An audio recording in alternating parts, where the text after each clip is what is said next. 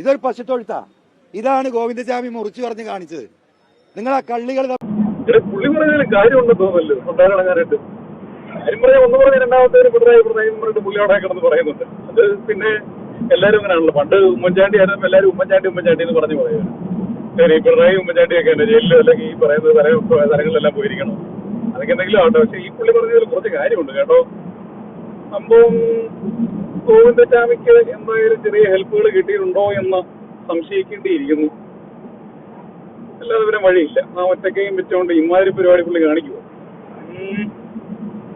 ആർക്കറിയാം. എന്തായാലും സത്യം എങ്ങനെയെങ്കിലും പുറത്തു വരട്ടെ. അങ്ങനെയാണെന്നുണ്ടെങ്കിൽ അതിനകത്ത് സഹായിച്ചിട്ടുള്ളവർക്കിട്ട് എല്ലാവർക്കും പണി കിട്ടണം. പിന്നെ ഗോവിന്ദചാമിക്കിട്ടും നല്ലൊരു പണി കൊടുക്കുന്നതാണ് ഏറ്റവും നല്ലത്. അവനെ തൂക്കാനുള്ള പരിപാടി ഞാൻ എപ്പോഴും പറയും. അവനെ തൂക്കാനുള്ള പരിപാടി എന്തെങ്കിലും ഒപ്പിക്കണം. അടിപൊളി.